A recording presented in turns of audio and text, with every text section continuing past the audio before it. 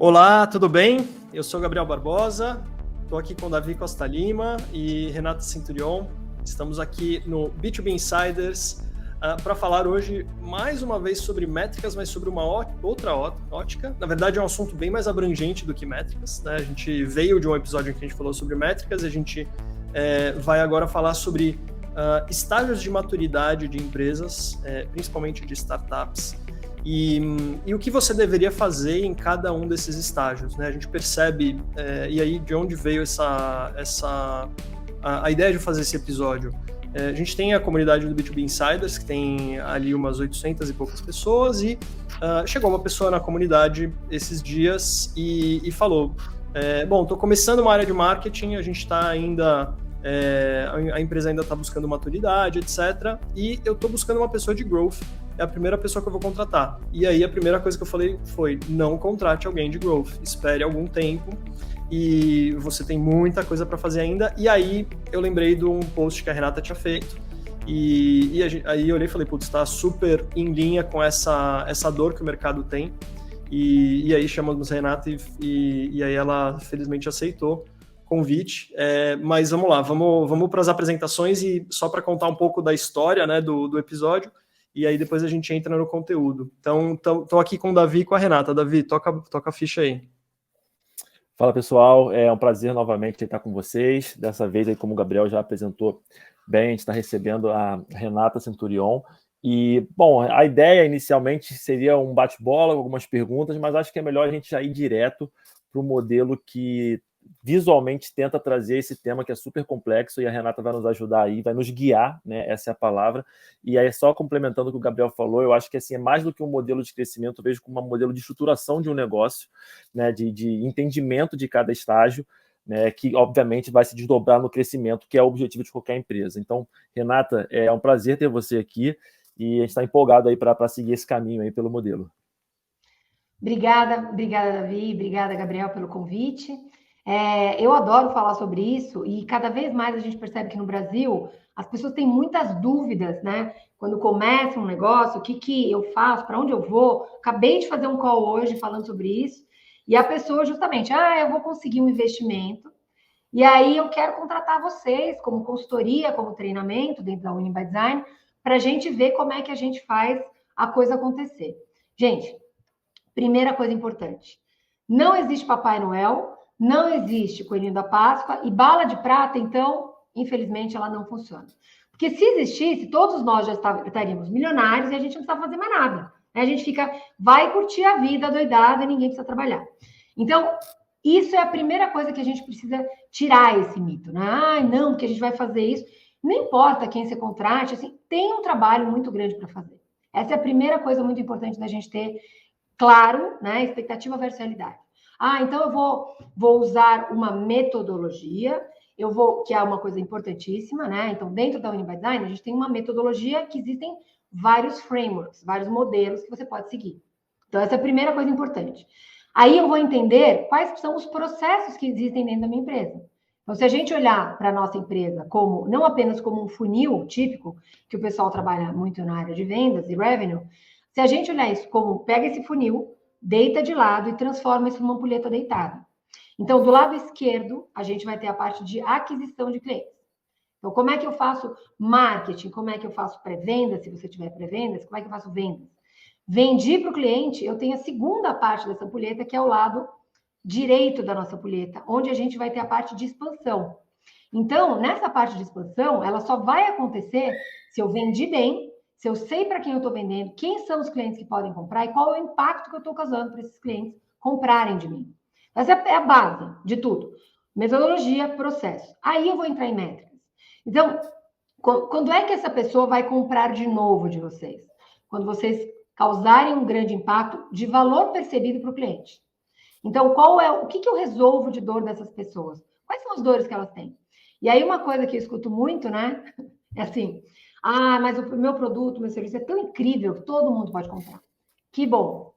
Tem gente que compra mais fácil do que outras pessoas. Quem são essas pessoas? Quem você fala... Sabe aquela... Outro dia eu estava fazendo um treinamento e o pessoal fala, qual é a música do Silvio Santos? talvez quem esteja ouvindo, que for muito novo, não sabe o que é isso. Tinha um programa do Silvio Santos, muito antigo, e o cara fazia assim, ele dava uma nota. Atenção, qual é a música? Dava a segunda nota. Na terceira, a pessoa descobria. É isso. Quando você fala 3 notas para a pessoa sabe qual é a música que está tocando. Essas pessoas...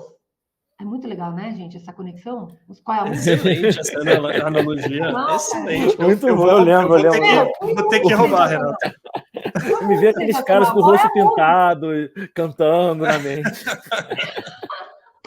Então, é isso. Quem é que se conecta na terceira, né, na terceira letra ali que você coloca, na terceira nota que você tocar? É isso. Então, que bom que o seu produto atende muita gente, mas tem gente que é mais fácil. Então, vamos começar com o básico. Então, às vezes as pessoas se empolgam e querem vender para todo mundo. É um erro vender para todo mundo. Eu preciso focar para quem eu vou vender, senão eu distribuo a minha força no que poderia ser uma coisa que vai avançar muito rápido. Isso é o go-to-market. Para quem eu deveria vender primeiro. Então, qual é o segmento de mercado que eu vou vender? Para qual área? É Brasil? É Estados Unidos? É Latam? Gente, eu tenho tanta história para contar, juro. Dá para fazer vários livros, uma coleção inteira. Eu conversei com o CEO e aí a pessoa, não, porque a gente tem um produto incrível, maravilhoso, e nós somos diferentes. Essa é outra coisa que eu escuto todo dia. Nós somos diferentes. Então, nós vamos fazer o negócio acontecer. Que bom. Me conta um pouco mais. Não, porque nós vamos atender os Estados Unidos. E os caras eram do México, né? Que a gente atende Latam. Então, o cara do México, não, porque a gente vai... Ah, que legal. Você vai atender os Estados Unidos? É lá mais desafiador, porque o mercado é maior e todo mundo quer atender os Estados Unidos, né? Quer ganhar em dólar. Mas... E tem concorrente pra caramba, né? Sim. Aí, olha a próxima frase da pessoa para mim.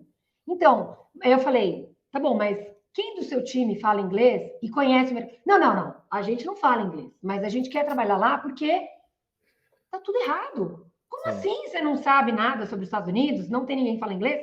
Você já vai quebrar de entrada. É escolher o caminho mais difícil, né? De forma proposital, quase, né? Então, existe uma dicotomia aí entre a expectativa versus a realidade. Essa é a primeira coisa. Então, ótimo, que legal. Tá bom, isso daqui a alguns anos, quando a gente aprender sobre o mercado, com quem a gente vai vender, depois a gente tem um plano de expansão. Mas o básico precisa ser muito bem feito, que são os processos básicos para o início da companhia. Quem vai vender para a gente, como vai vender para a gente, isso é o go-to-market. Se eu vou trabalhar com SMB, eu tenho uma forma de vender. Ela é mais rápida. Normalmente, quando eu falo com o meu cliente, eu vou falar com o dono da empresa. Se eu vou falar com uma enterprise, eu não vou falar com o dono. Então, eu não vou chegar no CEO, porque eu vou mandar uma mensagem no LinkedIn e vou falar de... Você não vai. O SDR que vai mandar. Não vai fazer, não vai rolar, né? Só tem desilusão que tem ilusão, gente. Então, atenção nesse ponto. Várias coisas que eu usei assim, né? Atenção. Por quê? Porque quando você for falar com uma enterprise, você tem que fazer um planejamento de uma conta. Então, beleza. Quem que vai falar? Talvez seu diretor de vendas, né? Alguém mais sênior tem que conectar com alguém da empresa e a gente vai planejar. A gente, dentro da Uniby Design, a gente chama de 3x3. Então, eu pego 3 conexões com cargos semelhantes. Porque é muito difícil, gente. Vamos enfrentar a realidade. Um SDR, por melhor que ele seja, ou ela seja, é muito difícil de conectar com o CEO de uma empresa. Sim. Não importa o que você vai falar, né? Então, qual é esse plano? Com quem eu vou falar? Como eu vou falar? E o mais importante, o que eu vou dizer? Porque uma outra coisa que as pessoas não pensam é assim, se eu ponho um SDR, isso eu já vi na operação quando a gente estava fazendo trabalho de consultoria. Então, o que acontecia? O SDR ia lá, vou fazer cold mail. Não, um negócio fantástico, tem bases, milhares de e-mails. Legal, como é que você vai fazer? Vou pegar esse e-mail gigante, um negócio assim, que ninguém vai ler. Sim, eu preciso ter um e-mail que tenha sentido para a pessoa do outro lado. Boto um e-mail gigante e transfiro para a pessoa e boto lá, tudo bem, a SDR ele vai testando e a gente vai vendo e talvez dê algum resultado. É? Qual é o problema por trás disso? Se você conectar com a pessoa do outro lado da forma errada, a pessoa vai botar você no spam, mas ela não vai botar você, a Renata, SDR. Ela vai colocar o seu domínio. E ninguém mais da sua empresa vai falar com ninguém da outra empresa. Então, o problema é muito maior do que, não, vamos testando, né? Vamos fazer de qualquer jeito. Vamos que vamos. Né? Vamos que vamos. Cuidado. Né, Davi? Eu acho maravilhoso o que você está falando rapidamente, Gabriel. Aí, Gabriel, a gente troca muito basicamente sobre todos esses pontos que você falou, assim, porque desde o desdobramento, não, assim, até o desdobramento tático, né, o que você está falando, como é que eu vou chegar ali e me conectar com as pessoas que eu tenho que me conectar para, enfim, fazer meu negócio rolar. Mas fora isso, né, tipo, entender quem é o meu ICP, né, se é uma empresa grande, é uma empresa pequena, qual o tamanho desse mercado, qual é a melhor forma de eu me posicionar, né, eu vou precisar fazer, eu tenho um SDR, vou precisar ter um closer, eu vou precisar, ou não, o meu produto, o ticket dele não é grande o suficiente para que eu tenha um time de vendas, então vou ter que fazer uma coisa meio mais PLG. Então, assim, você tem que entender um pouco, né, exatamente qual é o seu modelo de negócio, como é que é o mercado, tamanho de mercado, né, para você se posicionar, cara. Então, assim, eu acho que desde a estratégia até a tática, você já resumiu bem aí como é que tá tudo muito embolado. E aí, só aproveitando que você falou de PLG, né? Então, para quem nunca ouviu falar de PLG, Product Led Growth. Como é que eu faço para colocar? De uma maneira bem simples e bem fácil, o que é PLG? Pensa no Spotify. Quando você começou a usar Spotify, imagino que todos nós temos Spotify aqui, né? Todo mundo escutando podcast, inclusive. O que aconteceu? Os caras vão lá e colocam o produto para você testar, sem pagar nada. Atenção, gente. Aqui, outro dia, por isso que eu te falo, eu escuto tanta coisa e é interessante trazer essas histórias pro dia a dia, né? Sem dar nome aos bois, mas outro dia uma pessoa falou, mas Renata, eu tenho uma dúvida. Quando eu começar a minha estratégia de PLG, eu já estou rodando algumas coisas, e aí o cara começa a pagar, eu falei, não, PLG o cara não paga. Ah, tá, entendi. Mas aí, quando ele paga... Não, você não está entendendo. Ele não vai pagar. PLG não paga. Ele testa de graça. Não, mas aí eu preciso... Não, você não... Para e escuta o que eu estou falando. PLG não paga para usar. E aí as pessoas, na verdade, você está tão cego em cima do que você está fazendo, a operação te cega porque você está fazendo várias coisas que o dia a dia te toma todo o tempo. Então, se eu vou mexer o PLG, gente, também é um go-to-market. Então, eu estou decidindo que eu vou deixar as pessoas testarem meu produto de graça, sem obrigar nada, não tem que botar cartão de crédito, nada. Isso é PLG puro, certo? Então, só para a gente acertar as expectativas. PLG não paga nada. Ai, mas meu Deus, como é que eu vou fazer? Então, não faz. PLG é uma estratégia para as pessoas testarem o seu produto de forma fácil. Se o seu produto é difícil, já não dá para fazer PLG.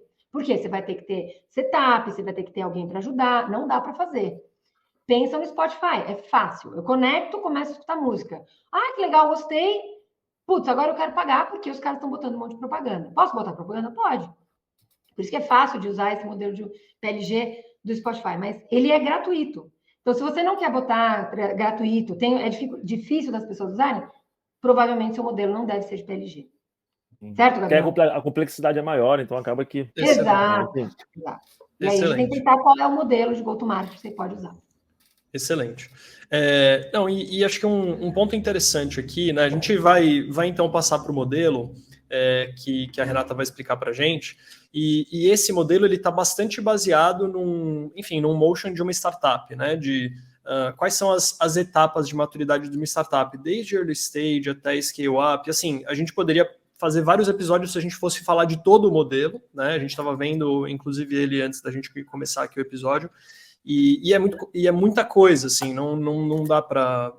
só de falar de startup scale-up já tentar tomar água da mangueira do bombeiro. Então, vamos com calma, vamos falar primeiro de early stage, depois de scale-up. E aí, um ponto que acho que é interessante, Renata, a gente entrar conforme a gente for apresentando, tem muitas empresas que não necessariamente estão seguindo... que já são empresas estabelecidas e tal, e precisam achar Product Market Fit, precisam achar Go-to-Market Fit, mas não necessariamente estão seguindo o caminho de uma startup de procurar investimento, rodadas de investimento, etc. Então, se a gente puder, ao longo do caminho, ir fazendo alguns paralelos também, para as pessoas entenderem, acho que seria interessante também. Beleza, aí vocês vão me provocando, tá? E eu acho que isso que você tocou é importantíssimo. Às vezes a gente conversa com algumas empresas e a pessoa fala, então, tá muito difícil, eu não vou conseguir investimento. Ótimo, continua sem investimento, bootstrap, você vai usar o seu dinheiro, né? Particularmente, se você tiver o seu dinheiro e você não precisar de ninguém para investir, melhor ainda, né? Porque você não vai ter que dividir share com ninguém. Exatamente. Então, é importante a gente entender, e a gente se compara muito, né, gente? Eu queria só falar uma coisa importantíssima. Fecha um pouquinho, senão o pessoal começa a olhar. Uma coisa que eu acho importantíssima é assim, a grama do vizinho é sempre mais verde. Né? Ah, mas fulano está fazendo isso, eu preciso. Cuidado para você não olhar para o lado e deixar de olhar para frente. Então, muitas vezes a gente olha para o lado, tem muita gente que fala, mas eu vi um benchmark, e aí os caras da China, e os caras dos Estados Unidos, e os caras da Europa. Legal, isso é o norte, talvez. E nem sempre, olha que interessante. Se você olhar agora para os Estados Unidos e para a Europa, nós estamos melhor que eles. Sim. Uhum. Por quê? Porque a macroeconomia do que está acontecendo, passamos por períodos muito difíceis, né? Mudamos a economia, sem entrar em política, mas o que a gente está olhando agora, a gente tem alguns nortes interessantes que o mundo inteiro está olhando para o Brasil como investimento bacana para fazer, né? Então, o dólar está 5 e pouco, que legal, vamos investir no Brasil, porque agora o Brasil é um lugar seguro, não vai quebrar, né? Não está que nem a Argentina, a gente teve um problema essa semana na Argentina, olhando para os vizinhos, né? Quem é o melhor país da América Latina para investir? Sem dúvida nenhuma, o Brasil. A gente é grande, nós temos várias coisas bacanas, nós estamos conversando com outros países, né? A gente tem uma entrada legal. Então, esse momento agora é muito bom de novo, porque a gente tem muitos altos e baixos, né? Infelizmente, né, gente? Então, o Brasil é assim, eba, vamos crescer. Ah, caiu, eba. É tipo... É tipo a festa junina. É o Cristo saindo, né? É festa junina. Olha a cobra, já passou. Meu Deus. É assim, é muitas emoções, né? Então, quando eu falo... É interessante, porque na hora que os caras dos Estados Unidos começaram a passar pela crise, crise política, dinheiro, inflação, meu Deus! Gente, vocês estão apavorados por quê? A gente vive isso todo dia, desde que eu nasci. Assim, para baixo, para cima, para baixo. Mas a gente está acostumado. Os caras estão acostumados numa calmaria. Quando vem um negócio desse, é uma tempestade.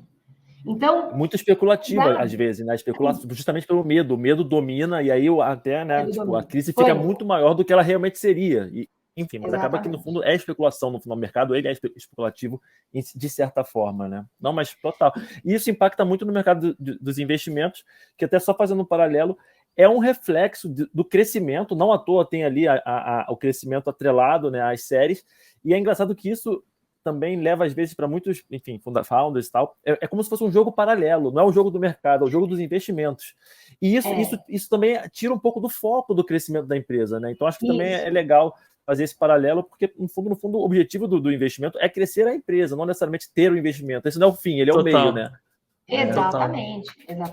Então, assim, atenção quando a gente... É legal fazer benchmark, é legal falar com as empresas, sim, mas cuidado para fazer o deparo dentro da sua empresa. Então, não é porque a pessoa tem uma taxa de conversão X que eu preciso fazer a mesma taxa de conversão. Então, assim, qual é o mercado, qual é o tamanho, qual é o macroambiente, quem são as pessoas, quanto tempo essa empresa tem no mercado. Tem várias perguntas além desses números que os caras estão mostrando. Assim, legal, é bom saber, mas olha para frente sempre. Pode abrir, Gabi. Vamos lá. Isso a gente podia falar vários episódios, né, gente? Mas enfim, tá bom. Com certeza. Pode fazer aí, parte 1, parte 2, dependendo. Aí. Acho que vai a parte 2, 3, 4, enfim. Mas olhando para cá, gente, assim, quando eu olho para esse gráfico, olha primeiro, né, para quem está ouvindo apenas a gente tem um gráfico e depois vocês vão ter acesso, a gente vai colocar em rede social minha e de vocês, né, gente? Fala um pouquinho aí para onde que vai depois, gente. A gente coloca o gráfico no Spotify, a gente põe na descrição, né? Vocês vão conseguir acessar o gráfico, então mesmo quem escutar no Spotify vai poder acessar isso pela descrição do episódio. E no YouTube você vai ver na sua tela, mas a gente também põe na descrição caso você queira acesso. E a gente, quando publicar o episódio no LinkedIn, também vai fazer questão de entregar para todo mundo por ali também. Isso, então, e eu vou fazer uma explicação ali no meu LinkedIn também. Depois vocês podem entrar e olhar lá no meu LinkedIn. Então, olhando para esse modelo operacional de receita recorrente, quando eu olho para o lado direito dessa tela, eu estou olhando um gráfico. Então, eu tenho no eixo X o tempo e no eixo Y receita recorrente, certo? Quem está ouvindo vai imaginando. Então, eu tenho uma curva em S. Essa curva em S azul, vocês estão vendo que tem um quadradinho primeiro ali, do número de 1 a 5, que é o começo desse gráfico, que é startup. Então, quando eu começo no tempo ali, o que eu tenho? Eu tenho uma startup que começa a ter... Primeiro, ela não tem nada de receita, aí ela começa a ter receita recorrente. Isso. Então, quando eu olho para isso, quais são as métricas principais que eu preciso olhar? PMF, GTM... Essas são as primeiras coisas que eu preciso entender. Qual é o meu go-to-market? Qual é o meu produto que eu estou oferecendo para esse mercado? Então, se eu olho para isso, qual é o fit dessas pessoas que eu acho que vão comprar de mim? Tanto de produto, quanto de go-to-market. Ah, eu não sei. Não sei como é que eu começo, por onde eu começo. Quando eu olho para cá, eu preciso entender, primeiro, se o meu produto tem fit com o mercado que eu estou trabalhando e se o go-to-market, a forma que eu vou vender, ela combina com esse produto. E eu vou testar algumas coisas. Ninguém, de novo, não existe Papai Noel, Coelhinho da Páscoa, bala de prata, e nós vamos testar. Então, tem algumas coisas que nós temos que testar para a gente ver se funciona. Então, esse é o primeiro modelo, startup. À medida que eu vou crescendo, vocês percebem que essa curva, ela cresce mais rápido, exponencial. Por quê? Porque quando eu passo desse estágio de startup, eu entendo qual é o meu go-to-market, como eu vou vender, como eu vou atuar, em quem que eu vou vender, que é mais fácil, entre aspas, e funcionou o meu produto para essas pessoas, eu entendi qual é o impacto que eu causo nessas operações. Tudo bem até aqui? Sim, sim. Entendendo o impacto que eu causo nessas operações, aí eu começo a crescer. E aí eu começo a olhar para churn. E aí o churn é uma coisa que muita gente não olha. Vamos empurrar toda a poeira e a sujeira para debaixo do tapete. Eu não vou olhar para churn. Porque dói eu saber que as pessoas estão indo embora. O cara compra, né? Eu tenho churn de onboarding, eu tenho churn de compra. Às vezes ele nem pagou. Ele olhou, falou que ia comprar, mas não pagou. Então, ele já entrou saindo. Por que isso acontece? Né? Por que o churn acontece? Quando eu não provei o valor para essas pessoas que estão comprando de mim. Então, essa é a primeira grande verdade que precisa ser dita. O churn vai acontecer se eu não provei valor. Ou se eu empurrei essa venda para esses clientes. E isso acontece direto, infelizmente. Então, a venda e aí, no caso, o problema é de product market fit, né? Geralmente, e também de go-to-market. E também de go-to-market. Se você não sabe para quem você está vendendo, você pode vender errado, né? Isso. E você pode também ser um problema de posicionamento, porque às vezes alguém comprou o seu produto esperando determinada coisa, às vezes era o cliente certo, mas você, assim, ele comprou esperando uma coisa e recebeu outra. Enfim, então, às vezes você está se posicionando errado contra os concorrentes errados. Tem um N número de possibilidades de por que aconteceu o churn, né? Então, por que o churn acontece? Tem muitas possibilidades. Mas as principais que a gente vê, que eu vejo no nosso dia a dia, por que as empresas contratam a gente? Ah, eu preciso de ajuda. Por quê? Porque eu não sei quem é a minha persona, eu não sei quem são os caras que podem comprar de mim, quais são os segmentos de mercado que eu deveria vender, e eu vendo para todo mundo. Afinal, eu sou foda, né? Porque eu vendo para... Né? A expressão que eu ouço, que eu tenho arrepios, até o meu último fio de cabelo nós vendemos até gelo para esquimó. Uau. Não, tá errado. Tá errado você vender gelo para esquimó, porque o esquimó não precisa de gelo. Certo? Então, não tem sentido essa expressão. Mas o meu gelo é saborizado, aí entra, né? Os features, aí você fica em cima do produto, né? Você fica em cima do produto, não do mercado, né? Não do consumidor. Exato. Então, primeira coisa, quem são as personas para quem eu estou vendendo? Primeiro, né? Qual o mercado que eu vou vender? Para quem que eu estou vendendo? Para essas pessoas que estão nesses mercados, o que é valor para elas? Então, isso é a base. Ah, mas o meu produto é incrível. Se eu foco no produto, eu já estou errando de largada. Sim. E esse é o primeiro erro fundamental. Então, eu não posso focar no produto. Eu tenho que focar na dor que eu ajudo o meu cliente a sanar. É isso. Né? Para quem que eu devo vender? Para pessoas e empresas que você consegue gerar valor ajudando a resolver uma dor. É isso. E por isso é importante eu falar de Customer Centricity. Todo mundo fala, nós somos Customer Centric. E aí a pessoa não sabe nada sobre a pessoa para quem ela tem que vender. Então, eu só vou conseguir ser centrado no meu cliente se eu pensar no meu cliente todo dia, toda hora. Insanamente, eu fico pensando no meu cliente. Quem é o meu cliente? Quais são as dores que a gente resolve? Como a gente resolve? Né? Se eu pensar em impacto para esses clientes, quais são os impactos racionais e os impactos emocionais que eu estou curando? Então, basicamente, assim, existem 3 possibilidades de impacto, né? Que são as dores, que é a proposta de valor que eu estou trazendo para o meu cliente. São dores racionais. Então, como é que a minha empresa e o meu serviço ajuda os caras a aumentarem o faturamento ou diminuírem os custos? Isso é dor racional. Eu consigo tangibilizar. É dinheiro. Você consegue contar. Quem que se preocupa com essa dor? CFO, CEO, são as pessoas que estão ligadas à operação. CRO, por exemplo, são pessoas que estão olhando para o dinheiro o tempo todo, né? E para volume, etc. Coisas tangíveis. Por outro lado, nós temos as dores emocionais, que é quando eu conecto com as pessoas de forma emocional, eu estou melhorando a experiência desse cliente, eu estou melhorando a jornada do meu colaborador. Os usuários são essas pessoas que sofrem no dia a dia. Então, por exemplo, eu tenho ali um aplicativo de gestão de despesas de reembolso, que é o que eu vendia quando eu comecei lá em SaaS. O que eu vou fazer? Eu vou melhorar a vida dessas pessoas. Porque a pessoa fica até de noite. Qual é uma das coisas que eu mais ouvia naquela época? Pô, eu fico até de noite, de madrugada, mexendo em planilha, porque eu tenho que, gerar centenas de milhares de coisas. Se você ajudar essas pessoas a resolverem esse problema, que é, basicamente, ficar mais tempo com a minha família, eu não tenho que passar o fim de semana, né, lutando isso aqui para poder entregar esses números. Cara, pelo amor de Deus, eu preciso de vocês aqui dentro. Essas pessoas que são os usuários vão te ajudar a vender dentro da operação. Então, eu preciso entender, eu resolvo dores emocionais ou racionais? Se eu resolver as duas, melhor. Mas, normalmente, tem alguma coisa que é principal, né? Então, se a gente ajuda esses caras, como é que a gente faz no dia a dia para melhorar a vida dessas pessoas? Essas pessoas podem ser influenciadoras potentes para você entrar numa operação. Podem ser iniciadoras de um processo. Ela vai lá, testa e fala, preciso que vocês venham trabalhar aqui com a gente, porque senão a minha vida é um inferno. Ela vai fazer de tudo para a empresa comprar de você. E são impactos diferentes para pessoas diferentes, né? Você fala uma língua com ela e para ir para o decisor você vai falar outra língua, né? Então, e ter isso mapeado é importante para você se prestar para o mercado, né? Exatamente, Davi. Então, qual é o problema? Se eu não penso no meu cliente direto o tempo todo, eu começo a olhar para a métrica e não faz sentido. Por quê? Porque a minha comunicação está errada.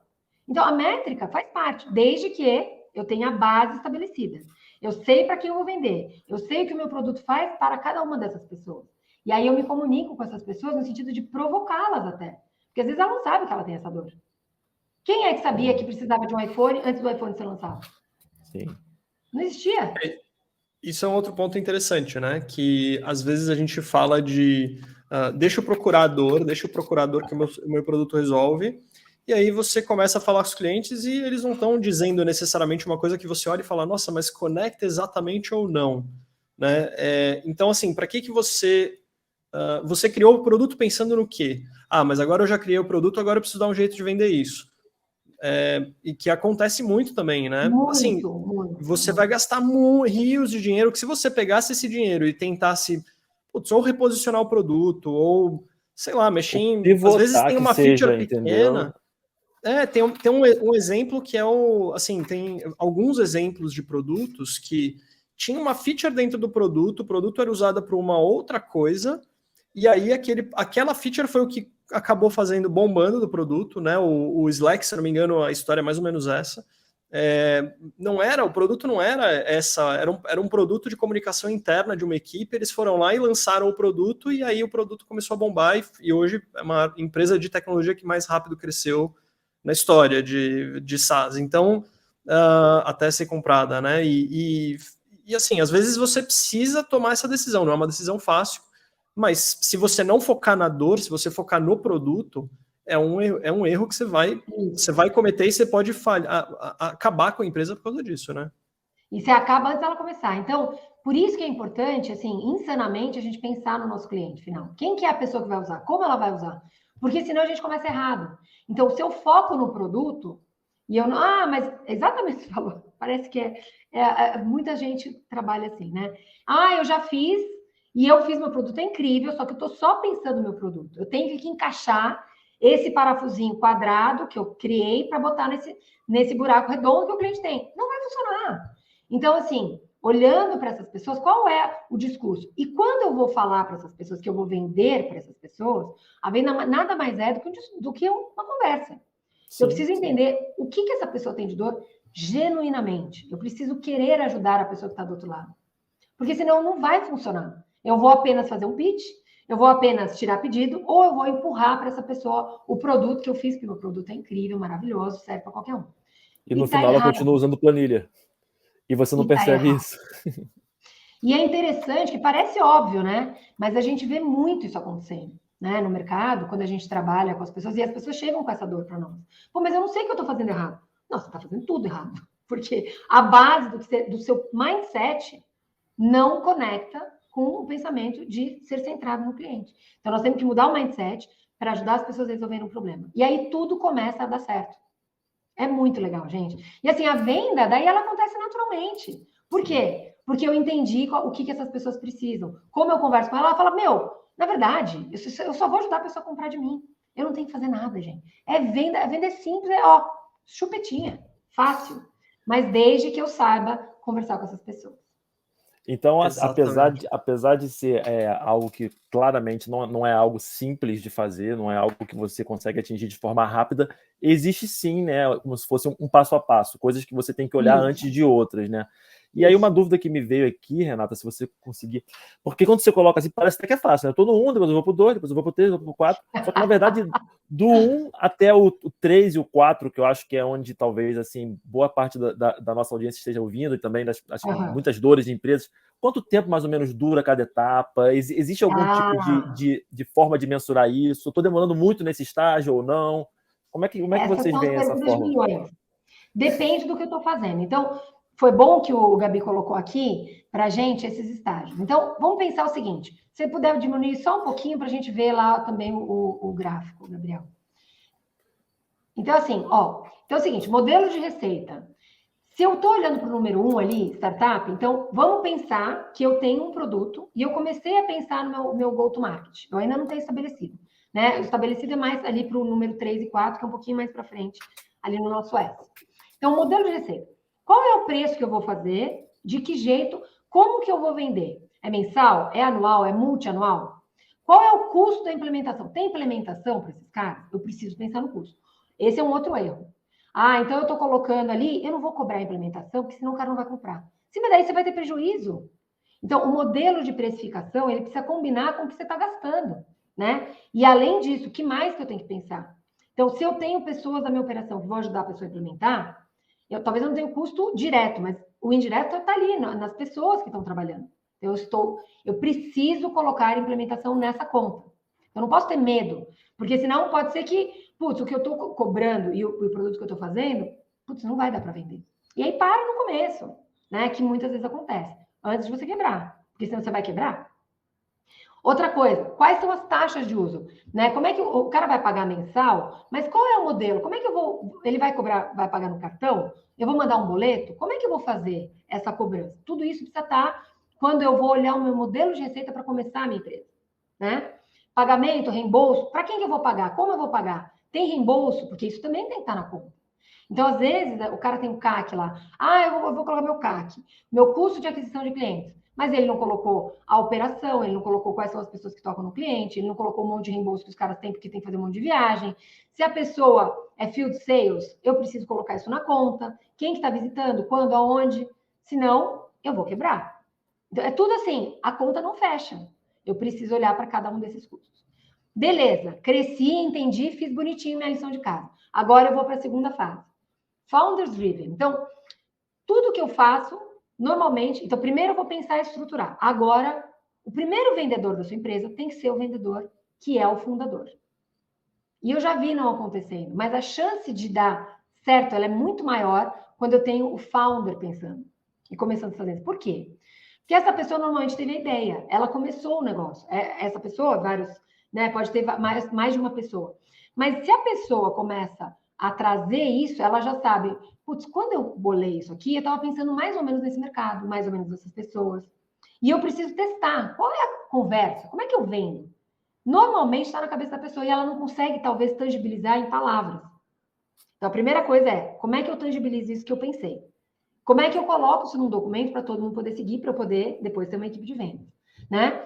Então, é um modelo disruptivo depois de 5 milhões em ARR. Aqui a gente está falando de dólar, mas a gente também pode pensar em real, tá? As grandezas são parecidas. Então, manter o DNA do founder via treinamento de equipe.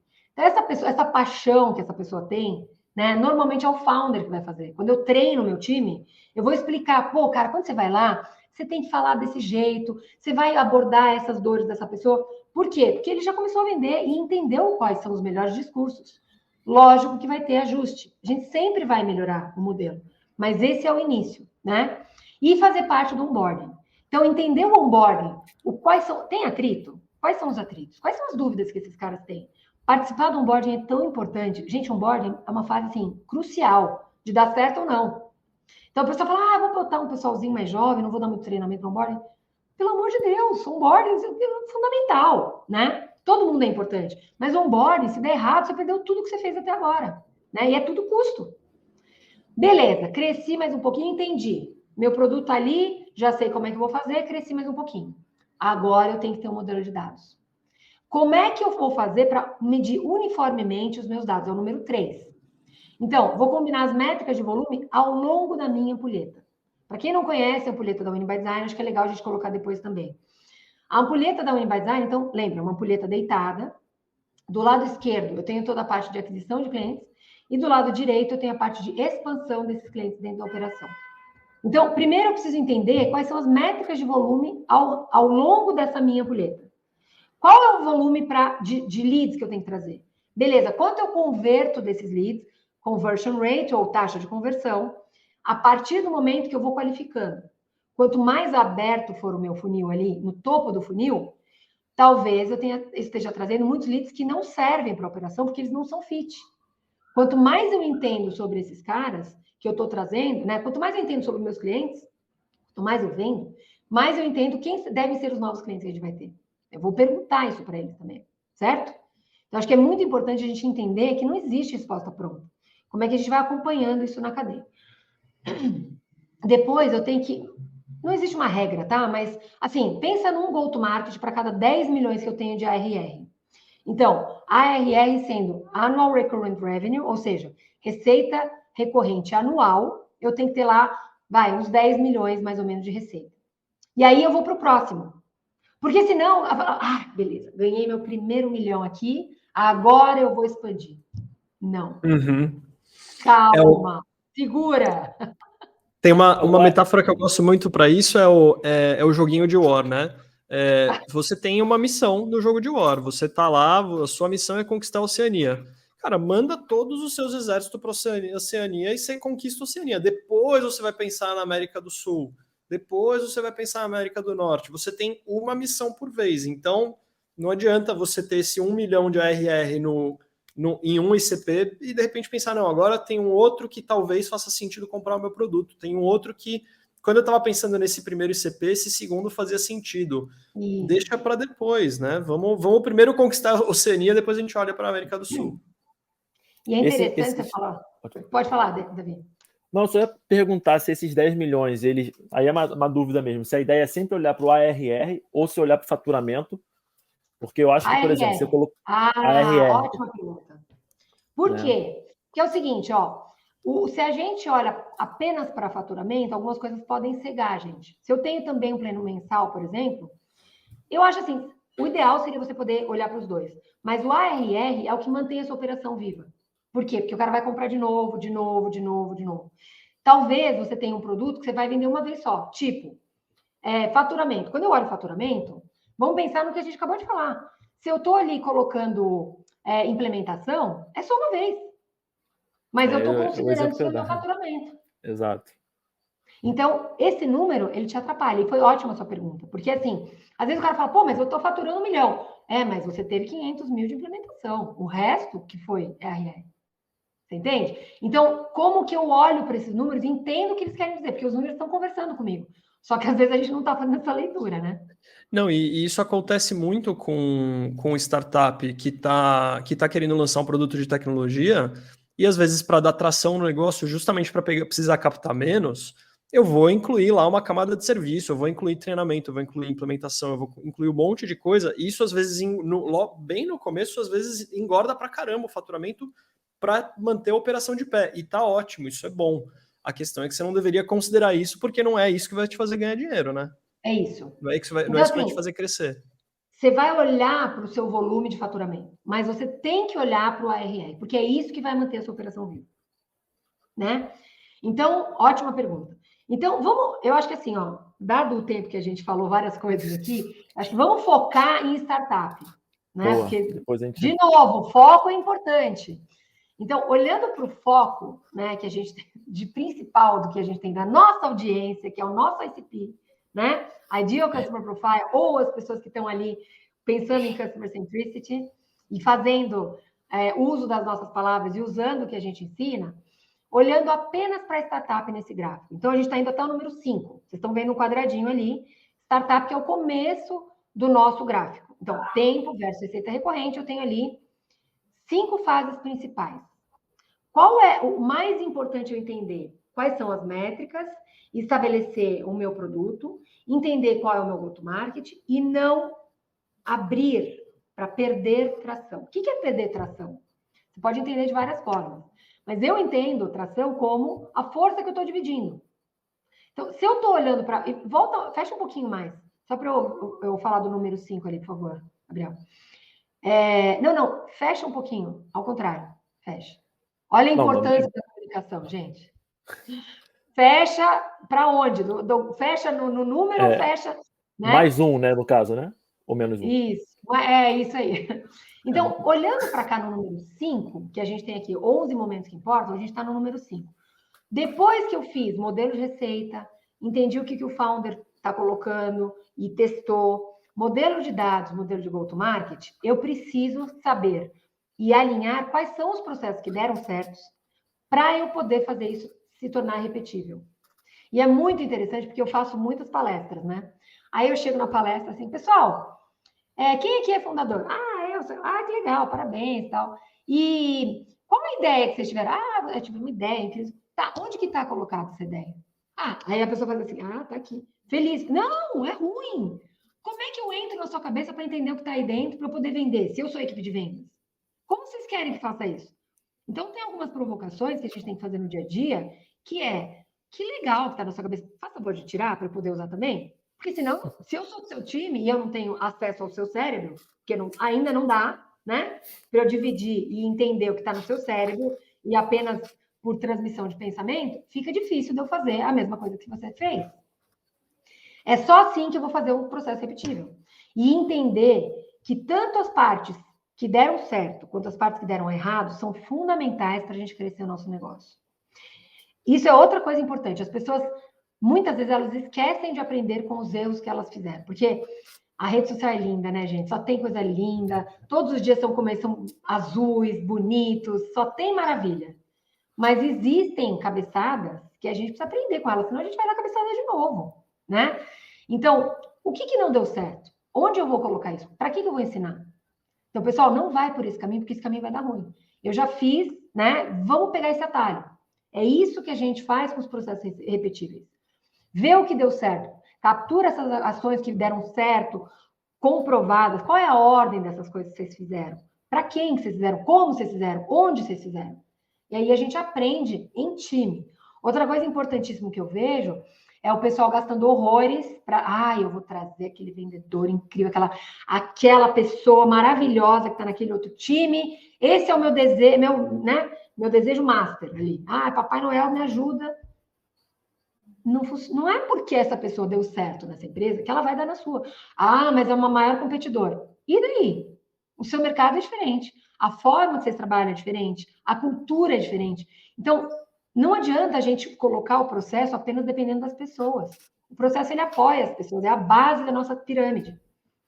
Então, tem uma pirâmide da Win by Design que a gente usa muito, que é assim, a base são os processos. Aí eu uso o produto, o time, enablement, né? Todas as informações até eu colocar a minha equipe para poder se beneficiar de tudo que eu tenho para apoiar essa equipe a conseguir fazer. Então, às vezes a pessoa fala assim, eu vou demitir todo mundo porque ninguém sabe vender. Tá, mas você ensinou essas pessoas a venderem? Você falou para elas qual é o modelo que elas têm que seguir? Qual é a metodologia de vendas que ela vai fazer? Cada um faz de um jeito e é lindo, porque você fez uma colcha de retalhos na sua empresa. E cada um faz de um jeito. Se eu ligo, falo com o Davi, eu tenho um tipo de venda. Se eu ligo, falo com o Gabriel, eu tenho outro tipo de venda. Se eu falo com a Renata, é um terceiro tipo de venda. Você não tem nada que é previsível e escalável, porque você não tem um processo base que todo mundo possa seguir. Então, é muito interessante que a gente demite as pessoas, né, culpando essas pessoas, quando muitas vezes é o processo que está errado. Então, tudo bem, você vai contratar um monte de outras pessoas e elas vão continuar sendo demitidas, porque você não olhou para o seu processo, você não olhou para as suas métricas, você não sabe o que de verdade está dando certo. Você vai continuar demitindo. No Brasil, gente, custa tão caro demitir gente. Então, assim, e outra coisa, uma coisa puxa a outra, né, gente? Meu Deus. Fundamental. Como eu contrato essas pessoas. Então, assim, Quais são as habilidades, skills e necessidades que a pessoa precisa vir pronta? Né? E eu tenho, assim, para mim, comportamento, caráter e capacidades básicas de aprendizado e de treinamento é a base de tudo. Resiliência. Tem coisa que você não consegue treinar a pessoa. A pessoa ou é resiliente ou não é, né? Ou ela vai querer aprender ou ela é cabeça fechada. E aí eu preciso trazer pessoas que queiram aprender, que queiram trabalhar em equipe, que queiram ser proativas, né? Que sejam proativas. Então, é difícil. Talvez você possa dar uma justinha aí, mas é difícil mudar isso. O comportamento você não muda, né? É um trabalho enorme de psicólogo, né? É muito difícil. Mas as coisas que eu tenho aqui, e às vezes as pessoas falam, mas eu preciso de gente pronta. Não tem gente pronta. Tem, não sei se vocês já viram, tem uma palestra do Cortella, né? E ele fala assim, a gente não nasce pronto. Quem nasce pronto é fogão, sapato, geladeira. Ele fala exatamente assim. Nós nascemos não prontos e vamos nos fazendo. E exato, gente, é brilhante essa frase. Olha a intensidade. A gente nasce não pronto e vai se fazendo. Ao redor de uma vida inteira. Hoje, eu sou muito melhor do que eu era ontem. Cara, vocês têm que assistir, tá? Depois vocês veem ali. Cortella fala... É uma antiga, essa que eu assisti, ela é bem antiga. Mas é brilhante. Vou colocar aqui também na descrição. Isso. Pega lá do Cortella, porque ele fala, isso é muito legal. Porque, assim, todo dia você é melhor do que ontem. Né? Hoje eu sou melhor do que eu era no ano passado. Né? E por quê? Porque nós temos essa habilidade de aprendizado. Se eu não estou aprendendo, se eu não estou melhorando, tem alguma coisa errada. E também respeitar os processos, né? Respeitar as etapas, até fazendo um paralelo com a própria empresa. Né? Você, como fundador, você não pode querer estar pronto, ou seja, pular do ponto 1 para o ponto 4, ponto 5. Você vai ter que passar por essas etapas para aí sim você estar numa empresa. E eu acho que até uma coisa que o Gabriel fala bastante, que foi até, né, fazendo um gancho com o início do papo, é justamente as pessoas que começam a querer pensar em growth, né? E falando a palavra growth, porque é uma palavra que acabou ficando um pouco banalizada. Não sei nem se positivamente ou negativamente, mas só o growth marketing, o que seja, né? Growth hacking, qualquer coisa do tipo. E é engraçado que a gente está aqui falando de startup, a gente está falando algo em uma linha de corte de 10 milhões de ARR, e só depois que você começa a usar, no caso aí, o growth, né? Que até é basicamente processo repetíveis, né? E a fórmula de crescimento, ou seja, vai trazer a escalabilidade que está só no 1.7. Né? Então, assim, até chegar nesse nível, o que necessita de amadurecimento, né? Total. E olha ali, né? Se você olhar, usando esse gráfico nosso, a startup, se você olhar o round de investimento, então, a gente está no seed, se tiver investimento. A gente está falando de seed A e B. Esses caras que estão ali no começo, né? Então, tem muito mais dinheiro que pode ser investido e se a empresa vai crescendo muito rápido. Eu acho que tem algumas coisas importantes. Por que eu preciso crescer rápido? Ah, porque eu quero ser a empresa que vai crescer 10 vezes por ano, porque eu quero... Esse é o meu benchmark. Ok, mas a qual custo? Então, eu acho que a gente precisa saber também, ali de largada, quem nós queremos ser. Então, beleza, vou ser mega agressivo e vou detonar as pessoas, porque é isso que acontece. Né? Então, assim, eu vou ter um monte de burnout, as pessoas vão sair da minha empresa, eu vou ter que treinar todo mundo toda hora, as pessoas vão ser super infelizes. E pode ser que eu queira ser essa pessoa, mas eu tenho que saber de cara, né, quais são os desafios que vão acontecer à medida que eu cresço. E como é que eu previno, muitas vezes, de evitar que essas coisas aconteçam. Por quê? A não ser que seja uma empresa apenas com robôs, eu sou a única, que eu nunca vi até hoje, mas eu tenho que pensar nas pessoas para elas acompanharem esse processo. Porque daí sim, cara, aí é o mundo mais legal de todos. Então, acho que a gente tem que também ter consciência de por que a gente está crescendo. Para quem? Né? Porque se eu entender que isso é um objetivo da nossa empresa, e aí eu tenho investidor e eu tenho que retornar, ótimo. Então eu sei para onde eu vou. Mas aí quando eu contrato, talvez eu também tenha que falar isso para as pessoas. Pessoal, nós somos uma empresa de alta velocidade, aqui é alucinante, nananana. Por quê? Porque daí eu não vou perder a pessoa depois. Então, contratar certo, alinhar a expectativa é fundamental. Para eu saber se essas pessoas que estão no meu time são as pessoas cultura, que né? Hoje em dia é muito forte, né? Cultura empresarial, né? Cultura é muito importante. Então, assim, é muito importante a gente pensar em todas essas coisas. Ai, meu Deus, quantas coisas tem que pensar. E não nem começa, né, gente? Vamos combinar? É difícil. Se fosse fácil, né? Não precisava de ninguém. A gente não estaria falando sobre isso aqui, inclusive. Tem mapa? Tem, mas não é fácil perseguir. Então, o mapa tá aí, mas...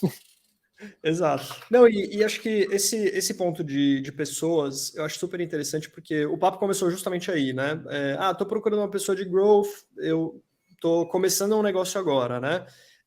Assim, vai dar errado, né? E você vai, ou você vai demitir essa pessoa, ou enfim, vai dar ruim de algum jeito.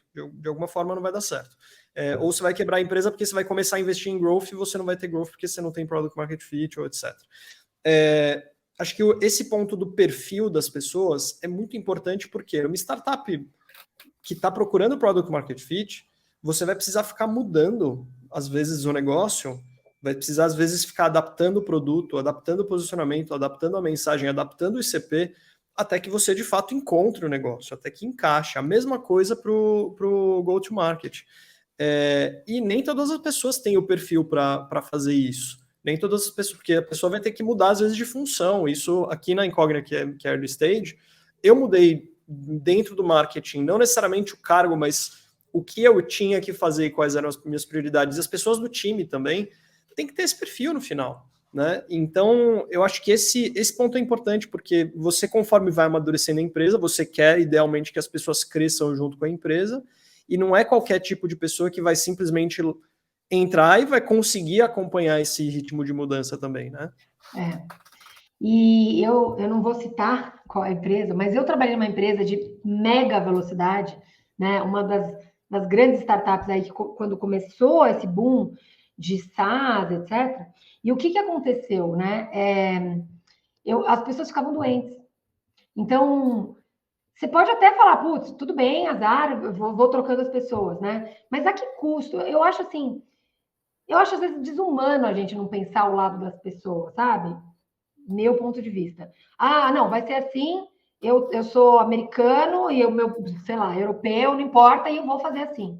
Mas então, traga pessoas que entendam que isso é um valor para vocês. Né? Acho que não tem certo e errado. Tem assim, o que dá certo para mim, o que dá certo para o meu mercado, e precisa ser assim. Mas se eu combinar o jogo antes, aí a pessoa já sabe, e você vai continuar com essa pessoa. Ela sabia qual era a regra do jogo. Se a gente combina a regra do jogo, né, e depois ele começa a acontecer, aí a gente não tem essa coisa de, pô, não sabia, fui enganado, não sei lá, que começa, inclusive, as pessoas a saírem e meter a boca na sua empresa. Sim. Que é a pior coisa que pode acontecer. Sempre é mais fácil falar a verdade, né? Não adianta, assim, sempre é mais fácil. Por mais que possa ser mais trabalhoso, possa ser na hora, possa ser um pouco, gerar até um certo atrito, mas se você não pagar agora a consequência, você vai pagar futuramente e vai ser bem maior e bem pior, né? Enfim, exatamente isso. A verdade, ela tem que predominar, né? Tanto na aquisição dos nossos clientes, na expansão dos nossos clientes. Então, por isso que eu falei no começo que a gente conversa com muitas empresas e às vezes eu faço uma antivenda, a pessoa fala, mas não estou entendendo. Você está tentando não vender para mim a sua consultoria ou o seu treinamento? Eu não estou entendendo. Porque eu tenho dinheiro para gastar, você não quer. Não é isso. Eu quero que você compre consciente do que você vai fazer. Então, uma das coisas importantes é assim, quando você vai fazer um trabalho de consultoria, quando a gente entra numa empresa, uma das coisas que eu falo é, vai doer, vai ser difícil, nós vamos ter atrito, né? Nós vamos ter que pensar de novo muitas vezes quem a gente é, para onde a gente está indo. Tenham consciência de que a gente vai fazer isso. Então, é muito importante a gente entrar pensando em jornada. Marketing mais vendas mais CS. E toda a operação, elas estão ligadas de alguma forma a toda essa ampulheta. Mas eu preciso ter o alinhamento dessas áreas. Porque se eu olho só para marketing, ou só para vendas, ou só para CS, eu vou ter um problema. Porque se eu mexer em marketing, eu vou gerar um monte de lead bom. Quem é que vai mexer nesses leads? Beleza, eu vendi um monte. Quem é que vai fazer o relacionamento, entender novas oportunidades e depois tratar esses caras para eles ficarem felizes? E depois, como é que eu entendo em CS? Eu tenho um monte de gente bem, mas como é que marketing vai usar isso? Para isso se transformar numa roda infinita, né? E aí eu tenho o melhor posicionamento possível e o melhor valor possível, inclusive, para os meus clientes. Faz sentido, gente? Faz, total. Na verdade, demais. Eu tenho até mais uma pergunta aqui, eu acho que foge um pouco do escopo, e aí eu acho que depois, Gabriel, a gente vê que já está quase batendo 1 hora de papo, mas é uma dúvida que me vem é o seguinte, ali naquela parte do go-to-market, né, tem ali aquela linha de corte de 10 milhões, o go-to-market ele é basicamente onde você vai escolher qual é a melhor forma de você penetrar o mercado mediante o seu tamanho de mercado, né?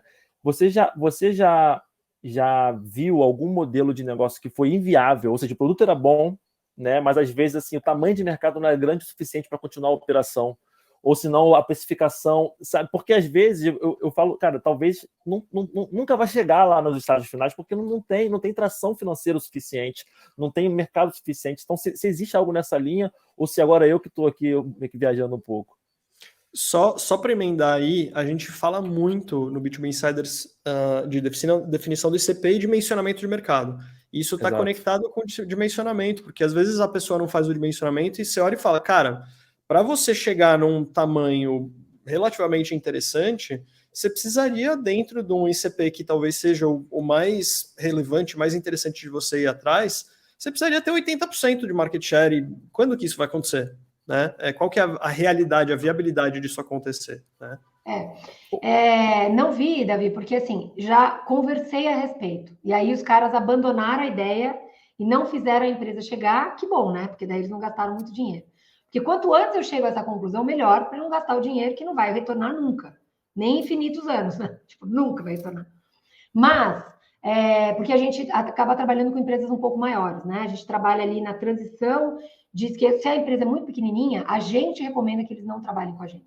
Então, a gente tem um monte de material gratuito, que as pessoas podem fazer o do it yourself para aprender um pouco. Mas eu não sei nem por onde começar. Então, existem algumas coisas que as pessoas podem fazer. A gente tem vários cursos, né, que as pessoas podem fazer, podem comprar direto pelo site, inclusive.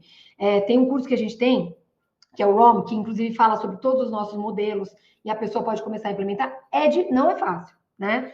Porque, de novo, eu vou ter que fazer sozinho, né? Às vezes eu não tenho equipe suficiente para poder colocar tudo em prática. Mas, talvez, assim, organizar o meu mindset para onde eu vou. Como é que eu vou fazer? Qual é a organização das coisas para eu colocar o processo em ordem? Então, eu acho que é muito mais, assim, olhando para essas empresas, a gente já chegou a comentar, a sugerir que eles abandonassem um go-to-market e focassem em outro. Isso sim, tá? Por quê? Porque fazendo a conta não fecha. E aí a pessoa fala, mas eu não consigo tracionar, não consigo... É por isso. Porque você está no go-to-market errado. Então, talvez você deveria... Porque, assim, vamos combinar, né? Todo mundo quer entrar em Enterprise e vender horrores para Enterprise. Sim. Óbvio, todo mundo. Mas, como eu faço, né? Não é fácil. Todo mundo quer e está todo mundo tentando. Mas, ao mesmo... Então, tem vocês e vários competidores. Agora, quando eu entendo qual é o meu go-to-market e ele é ajustável certinho para aquelas pessoas, para aquelas empresas, né? Eu entendo quem é meu ICP, entendo quem são as minhas pessoas, eu tenho uma comunicação efetiva, combina super. Depois você pode ir para esse go-to-market. Então, assim, a primeira coisa é organizar a casa. Olhar, eu estou com vários go-to-markets, eu sou ainda pequeno, em que lugar que eu estou nessa curva? Se eu ainda sou menor, pense em ter apenas um go-to-market, porque senão você divide a sua força, divide a força do seu time. Talvez você não tenha uma equipe inteira de marketing, né? Uma equipe inteira de CS, e eu preciso focar a minha força nesse go-to-market que tem mais a ver comigo. E aí, como é que eu faço para saber qual é o melhor go-to-market? Quem são os meus melhores clientes? Conversa com seus clientes. Com certeza, se você está numa empresa, você tem gente que ama trabalhar com você. Pega o telefone mesmo e fala, cara, eu preciso falar com você. Por que você comprou da gente inicialmente? E às vezes a pessoa comprou de você e agora ela está com você por outra coisa. Inicialmente. E agora? Por que você continua com a gente? Tem alguma coisa que a gente não faz e que a gente podia melhorar? Tipo, papo franco mesmo, né? Então, pega alguns clientes que você já tem, talvez, mais intimidade, mais conversa, já está há mais tempo, e essas pessoas vão te trazer insights incríveis para você usar em marketing, né? Sim. Qual é a campanha que eu posso fazer? Como é que eu atraio outras pessoas parecidas com esses caras que são meus clientes? E que eu trago muito valor para eles. Pô, maravilha. Gente, batemos aqui 1 hora de papo, acho que tem uns minutinhos ali do começo, só que a gente estava batendo papo aqui antes de começar o programa, mas, Renata, assim, super a aula que a gente teve aqui com você, acho que eu já esperava isso, para falar bem a verdade, tendo escutado outros episódios de outros podcasts com você, mas fala para a gente então, e fala para o pessoal que está escutando e assistindo, aonde que eles te encontram, como que eles te encontram e o que eles precisam saber sobre a Winning by Design. Vamos lá. Então, vocês vão me encontrar no LinkedIn, Renata Centurion, e lá a gente publica muitas coisas, inclusive tem um LinkedIn da Winning by Design, né, onde a gente tem muitas coisas do que está acontecendo no mundo, inclusive, né? E vocês podem também me seguir no Instagram, Renata_Centurion, e lá a gente fala sobre os eventos que estão acontecendo, alguns depoimentos de algumas pessoas que passaram por isso, né? E talvez conecte com a história de alguns de vocês. E a gente tem muito material dentro do nosso canal do YouTube, Winning by Design. Então, você entra lá no canal do YouTube, a gente tem muitos vídeos, tem alguns brasileiros, a maioria americano, né? E tem lá subtitles, e você coloca lá a legenda, né? E aí você vai treinando o seu inglês também. Mas, o que eu, assim, de mensagem final, o que eu acho importante? É muito importante, assim, de tudo que a gente falou, se puder deixar uma última coisa, assim, customer centricity, assim, foca no seu cliente e foca no impacto que você, como produto, empresa, equipe, que pode mudar a vida para melhor, endereçando a dor desse cliente. Então, assim, entender, fazer um grande diagnóstico, entender realmente qual é a dor dessas pessoas para poder ajudar elas de forma genuína. Para mim, é só isso. O resto acontece porque depois a gente vai colher os frutos. Mas é isso. Esse é a base de tudo, gente. É simples, mas não é fácil. Exatamente. Gente, super obrigado todo mundo que escutou a gente. Obrigado, Renata. Obrigado, Davi. Valeu, a gente coloca aqui o perfil de todos aqui nas descrições do episódio e bora pro próximo. Até mais, gente. Valeu, gente. Tchau, tchau. Até a próxima.